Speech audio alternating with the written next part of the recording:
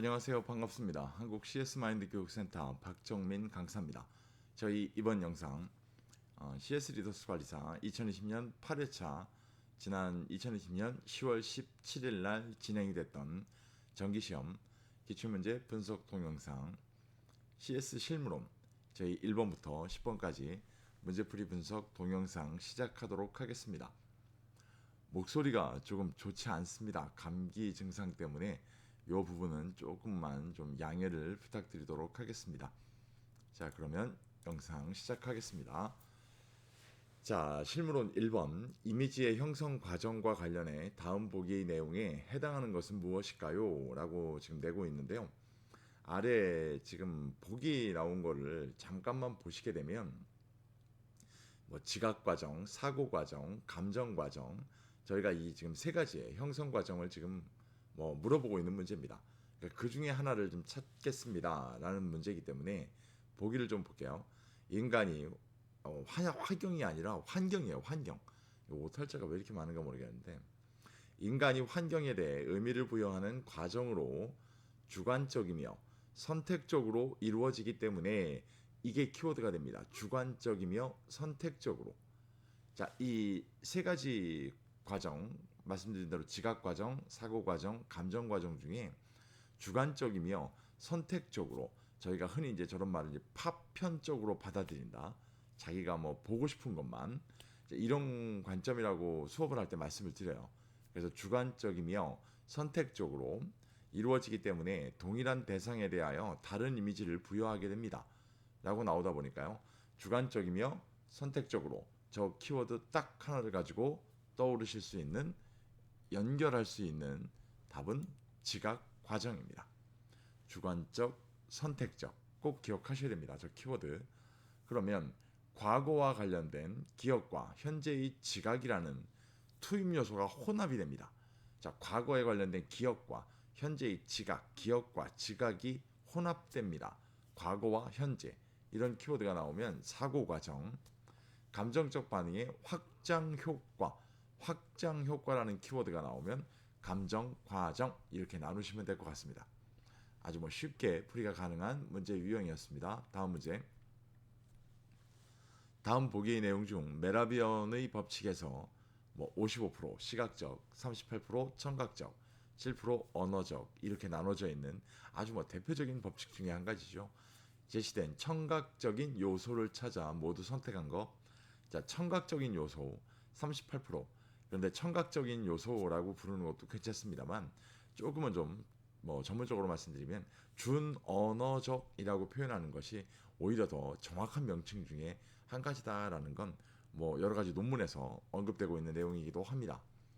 보기를 좀 보면 음성, 표정, 억양, 말씨, 전문 지식, 말의 내용 이렇게 되어 있습니다. 자, 그러면 이 중에서 지금 청각적인 요소를 골라냅시다 라고 물어보고 있는 겁니다. 첫 번째, 음성 맞을까요? 맞습니다. 음성. 표정, 이럴 리가 없죠. 이건 시각적인 요소겠죠. 억양 맞습니다. 말씨, 흔히 우리가 말투, 말씨 이렇게 표현하는데 맞습니다. 전문 지식이 뭐예요? 네, 언어적인 요소죠. 말의 내용, 언어적인 요소입니다. 그러니까 마와 바는 7%에 해당하는 거죠. 언어적인 요소. 자, 이렇게 따지면 가, 다, 라. 네, 세 가지가 청각적인 요소에 해당합니다. 라고 나오는 정답을 찾을 수 있는 문제 유형이기도 합니다. 어떻게 말씀드릴까요? 난이도로 따지게 되면 그렇게 높지 않습니다. 하지만 시각적, 청각적, 이 언어적, 특히나 청각적은 이제 준언어적이라고 말씀드렸는데 이 개념을 명확하게 구별하지 못하시면 조금은 좀 혼동이 올 수 있는, 특히나 말의 내용 이런 관점, 이런 것들을 꼭 좀 구별을 좀 하셔야 될 것 같습니다. 다음 문제 보겠습니다. 인사의 종류와 관련해 다음 중 정중예를 해야 될 경우로 가장 올바른 거. 자, 저희가 알고 있는 정중예라고 하게 되면 격식 또는 예의 이런 걸 갖추어야 됩니다. 라는 기본 개념을 알고 계시는 게 가장 기본이겠죠. 자, 그럼 1번. 회사를 방문한 VIP를 맞이할 경우 자, 안 그래도 맞이라는 말도 나오고요. VIP라는 말도 나옵니다. 자, 이렇게 되면 정중예를 하셔야 됩니다. 맞습니다. 2번 절친한 친구의 어머니를 만났을 경우, 자, 어머니를 만났다. 친구의 어머니를 만났습니다. 자, 이럴 경우에는 흔히들 혼동하시는데요. 이건 보통예의 경우입니다. 보통예. 3번 사무실에 출근하여 상사에게 인사를 할 경우, 저희가 뭐 누군가를 만났을 때 상사, 특히나 회사 출근해가지고 보면, 자, 이거 보통예죠. 4번 다른 부서에서 근무하는 입사 동료를 만났을 경우 목예입니다. 5번 사람들이 길게 줄을 서 있는 구내 식당에서 직장 선배를 만났을 경우 목예죠. 자, 이렇게 따지면 아무리 예시가 나오더라도요, 예시를 통한 문제가 나오더라도 일단 뭐 격식과 예의를 갖춰야 됩니다. 특히나 뭐 고객의 맞이, 배웅 뭐 이런 거 나올 경우에는 다 정중예다라고 이해를 좀 하시면 될 것 같습니다. 크게 어렵지 않았던 문제 유형입니다. 다음 문제. 전통 예절에서 절하는 방법에 대한 설명으로 가장 올바른 것은 무엇일까요? 라고 지금 나오게 되는데요. 전통 예절에서 절하는 방법은 뭐 이미 아시는 것처럼 남자는 기본 횟수를 얘기할 때 남자는 양입니다 라고 얘기합니다. 양은 해가 뜨는 쪽을 얘기하는데요. 놀랍게도 이게 그 기본서 내용을 보시면 아마 해가 뜨는 쪽 그래 놓고 여러분 서쪽이라고 돼 있을 거예요. 그리고 여성은 해가 지는 쪽 이래 가지고요. 이걸 동쪽이라고 표현하면서 남성은 양수기 때문에 한 번, 여성은 음수기 때문에 두 번 기본으로 절을 합니다라고 되어 있고, 상갓집 또는 뭐 망자를 대할 때입니다. 또는 어떤 기본적인 뭐 의식 행사 여기에서는 배수를 합니다. 쉽게 이게 지금 남성 한 번, 여성 두 번 되어 있는 걸 두 배로 늘립니다라는 얘기를 하고 있는 거죠. 그렇게 되어 있고, 특히나 제사나 이럴 때는 그냥 평상시에 기본 횟수만큼 합니다라는 관점인데요. 아까 처음에 말씀드렸던 왜 해가 뜨는 쪽이 서쪽이에요?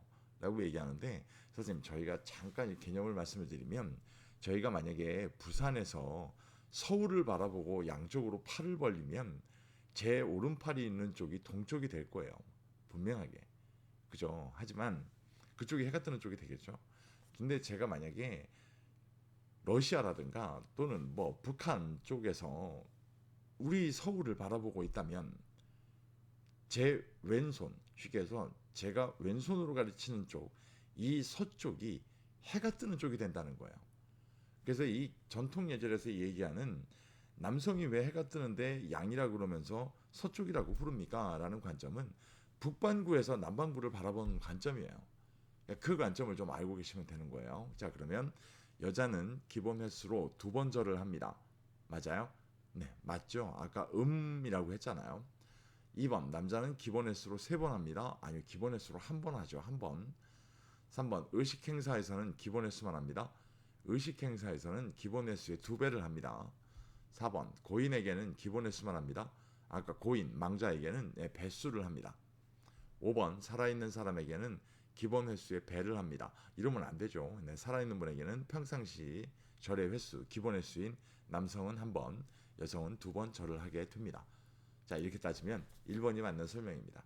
제가 왜 이 문제는 풀기 전에 앞에다가 그런 기본 내용을 많이 말씀드렸냐면 이런 방식으로 출제되는 경우가 많기 때문에 그래요. 이러다 보니까 기본 내용만 딱 붙잡고 계시면 절대 이 문제는 어떻게 바뀌더라도 틀릴 가능성은 거의 없습니다.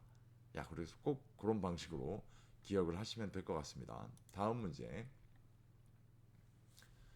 5번입니다. 다음 보기 사례에 해당하는 화법의 명칭 뭡니까? 자, 화법 나옵니다. 보기를 좀 볼까요? 실례지만, 두 번째 거 죄송하지만, 세 번째 거 번거로우시겠지만, 전부 다 세 가지 공통점이 뭡니까? 우리나라 말로 네, 상대방에게 양해를 구하고 있습니다. 양해를 구하고 있는 표현들, 흔히 이런 표현이 나오는 화법을 저희가 네, 직접적으로 얘기하지 않고 한번 걸러서 갑니다. 한번 지나쳐 갑니다. 라는 관점이죠. 자, 이렇게 되면 쿠션 화법이라고 부르게 됩니다. 상대방에게 신뢰감을 줄 수 있는 뭐 표현법, 흔히 제가 도와드리겠습니다. 저희 팀에서 해결해 드리겠습니다. 자, 신뢰 화법이 되겠죠. 자, 그 다음에 관점 차이라는 키워드가 나올 거고요. 대화를 시작할 때 가능하면 한 문장에서 부정적으로 앞에 표현이 시작이 된다면 긍정적으로 끝을 마무리해 주세요 라고 하는 표현들이 나오는 걸 저희가 아론슨 화법이라고 부릅니다. 고객이 제품에 대해 변명과 트집을 잡을 때 그 트집이 바로 제품의 장점 또는 특징입니다 라고 해가지고요, 고객에게 제품을 판매할 때 많이 활용되는 화법이라고 아마 설명이 된다면 이건 부메랑 화법이 될 겁니다.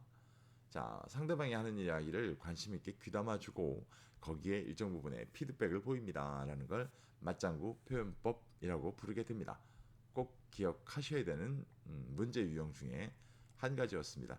하지만 뭐 크게 어렵진 않죠, 이 문제도. 다음 문제 보겠습니다. 싱이라는 학자가 제시한 불평 고객 유형 중 다음 보기의 설명에 해당하는 게 무엇일까요? 라고 지금 물어봅니다.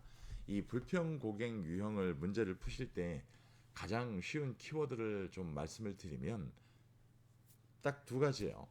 매장이나 기업에 직접 이야기합니까? 이 여부.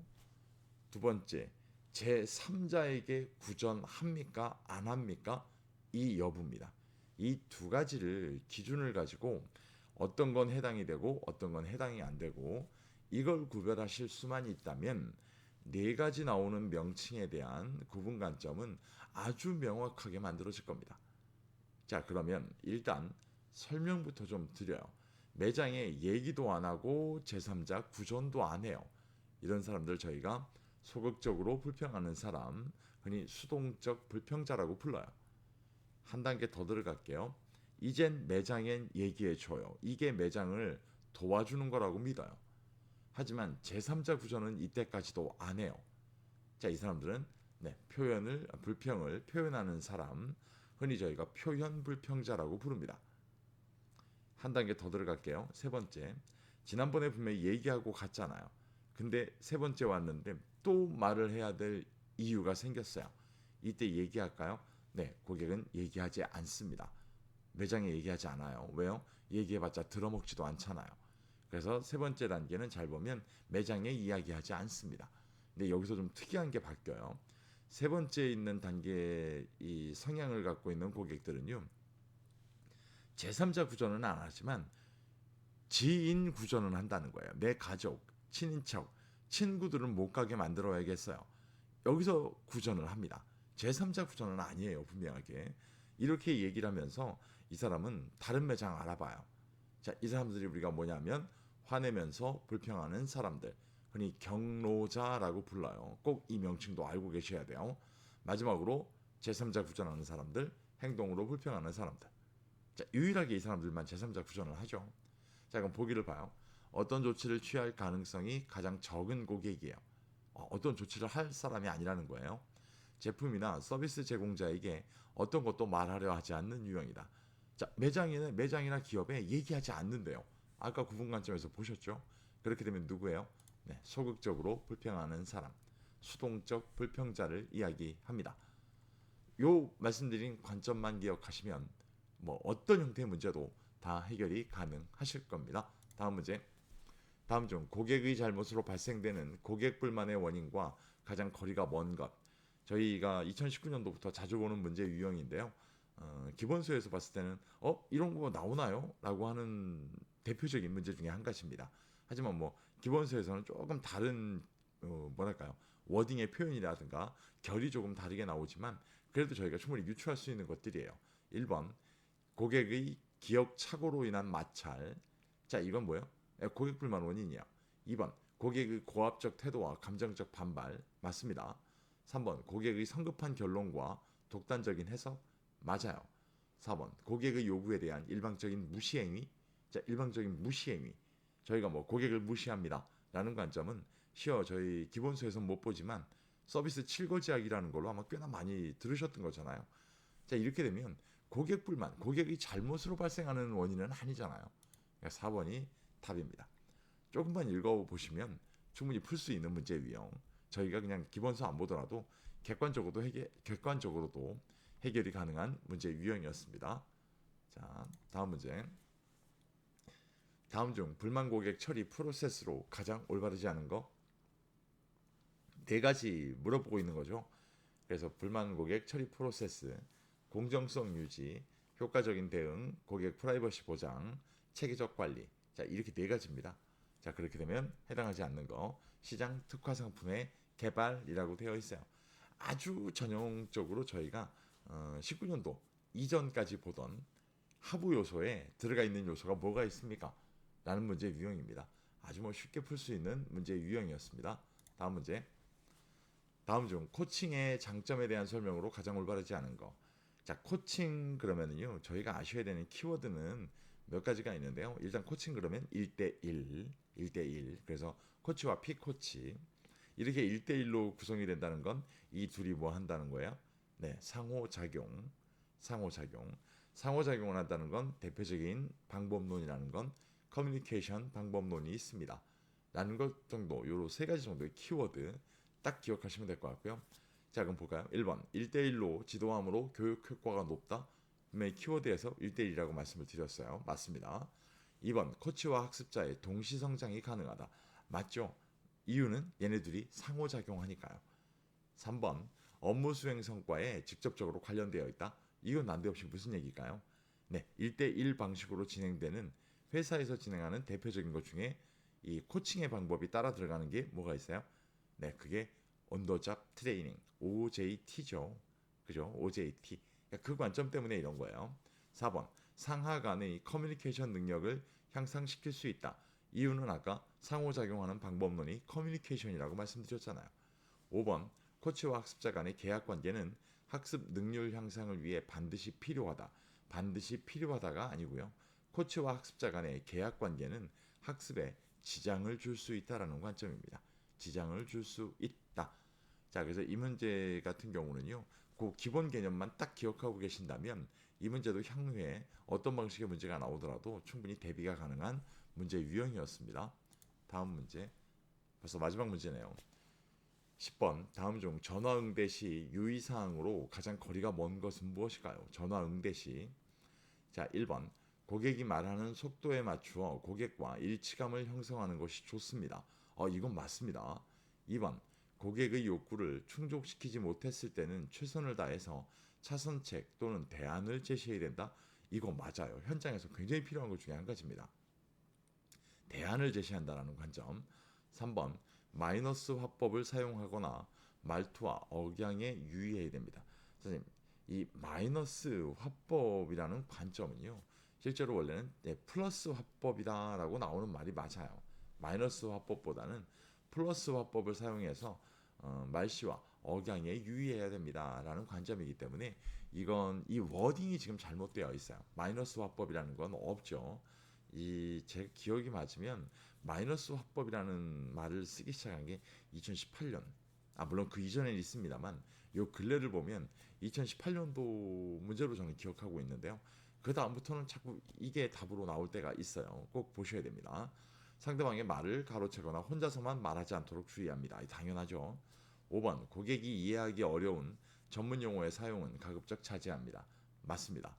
자, 뭐 이렇게 따지면 3번 마이너스 화법이라는 건 해당하지 않습니다. 구별하시면 될 것 같고요. 오늘 뭐 이렇게 1번부터 10번까지 풀어봤는데 크게 어렵진 않습니다. 뭐 이전과 비슷한 어떤 실무론에서 언급되는 문제 유형들을 보신 거기 때문에 난이도는 크게 어렵지 않았었고요. 이 영상만으로 뭐 나는 충분히 시험 대비 가능하겠다. 10문제 다 이해했다. 그러면 뭐 정말 감사한 일이고 다행인 일입니다만 나는 그래도 조금 더 뭐랄까요 세분화된 자료가 필요하다라고 생각하시면 다시 한번 저희 거 홍보 좀 하겠습니다. 제 CS 리더스 관리사 기출문제 분석 문제집이 출판되어 있고요. 온라인 오프라인 서점에서 다 보실 수가 있어요. 전부 다 구매하시면 되고 총 13회차가 들어가 있습니다. 13회차는 이 출판이 될 때 가장 최근 문제였던 거예요. 아마 제 기억이 맞으면 2020년도 상반기였던 걸로 저는 기억하는데 자, 그렇게 되어 있고 문제와 분석이 따로따로 나눠져 있는 문제집입니다. 앞부분에는 기본서 내용이 조금 들어가 있고요. 기본서 내용은 저희가 이미 나와 있는 CS 표준교육협회 그 이서희 저자 교재가 가장 낮기 때문에 그 교재만큼은 저희가 추가할 수가 없어요. 내용도 많은데다가 이러다 보니까 그냥 교재 외 기출문제 요 근래에 교재 외 기출문제에서 나왔던 내용들을 추가적으로 좀 앞에 기본서 내용으로 포함을 시켰습니다. 그렇기 때문에 기본서가 아마 다른 기본서하고 다르게 굉장히 적습니다. 내용 자체가. 자, 저 문제집을 구매하셔가지고 공부를 하셔도 되고요.